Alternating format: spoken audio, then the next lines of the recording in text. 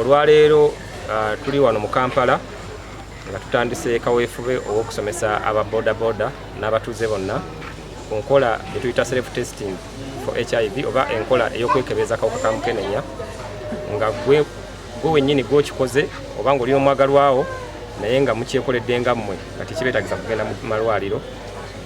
Oluvannyuma lw'okukizuula nti abamu bakaluubirirwa okugenda kusinkana abasawo abakugu, so enkola eno gye tuli mu kubunyisa ng'egendereddwamu okukendeeza ku kawuka ka mukenenya mu kibuga Kampala. Okusinziira ku bibalo byaffe bye tulinawo, ekibuga Kampala kikwata ekifo kya 27 mu ggwanga mu kubeeramu akawuka ka mukenenya, era nga wadde eggwanga liyimiridde ku butundu 5 n'akatundu kamu ku kulabika kw'akawuka ka mukenenya ku buli 100, ate Kampala esukkawoko eri ku butundu 7 n'obutundu 4 ku buli 100. Kale mu mbeera eyo tetusobola kuzingira mikono mabega, tubadde tulina okuvayo ne tubawa enteekateeka zino okulaba nga twongera amaanyi mu kulwanyisa akawuka kano. Era bw'otunuulira abalwadde ba HIV abali mu Kampala muno, ebitundu 85 n'obutundu 6 be bokka bagenda ku malwaliro gaffe okufunayo eddagala eriweweeza akawuka kano. Kitegeeza nti waliwo abantu ebitundu nga 15, abantu nga 15 ku 100 nga balina akawuka naye nga tebagenda malwaliro okufuna bujjanjabi.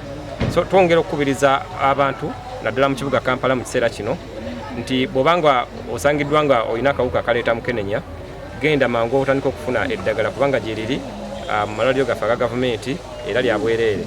So enteekateeka eno egendereddwamu okulaba nga tukendeeza ku misinde akawuka ge kasaasaaniramu mu ggwanga, era nga obuntu buno obuyambako okukebera bugenda kubeera nga bugaba mu malwaliro aga gavumenti ng'omuntu ogenda n'obufuna era nga bwa bwereere, bujja kuba si bwa kusasulira.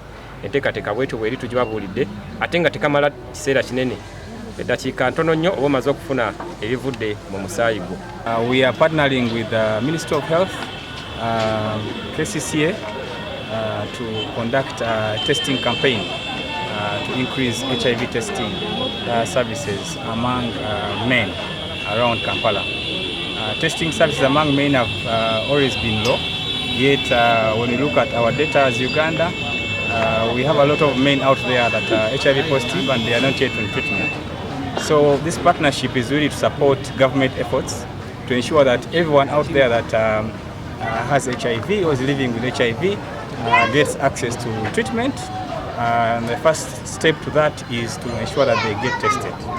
So Wonderful Biotech Company is happy for this partnership to support ministry efforts to that endeavor.